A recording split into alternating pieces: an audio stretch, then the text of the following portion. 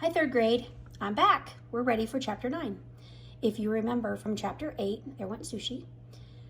James was going outside to pick up all of the trash that had been left behind when the crowd had left after they went to see the peach. And he asks for something to eat. They lock him up and they tell him that they're too busy counting their money.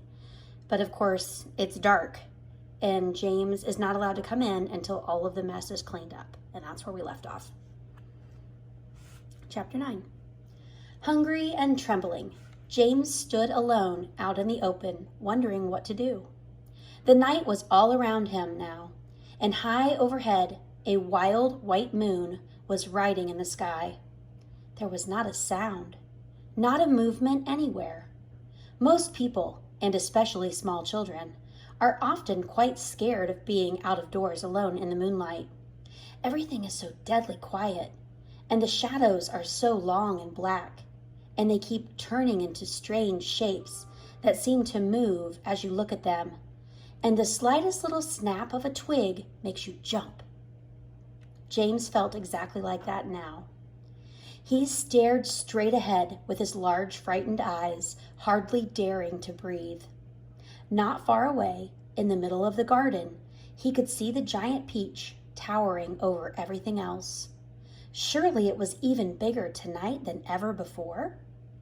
Surely, what a dazzling sight it was. The moonlight was shining and glinting on its great curving sides, turning them to crystal and silver. It looked like a tremendous silver ball lying there in the grass, silent, mysterious, and wonderful. And then, all at once, little shivers of excitement started to run over the skin on James's back. Something else, he told himself, something stranger than ever this time, is about to happen to me again soon. He was sure of it. He could feel it coming. He looked around him, wondering what on earth it was going to be.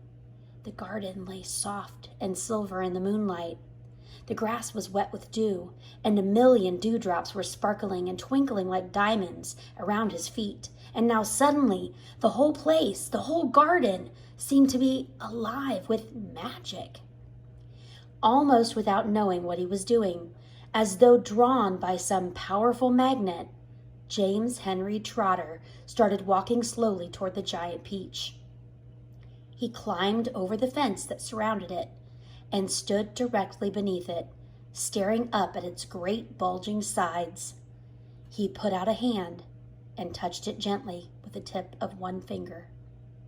It felt soft and warm and slightly furry, like the skin of a baby mouse. He moved a step closer and rubbed his cheek lightly against the soft skin. And then suddenly, while he was doing this, he happened to notice that right beside him and below him, close to the ground, there was a hole in the side of the peach. Would you go inside? That's the end of the chapter.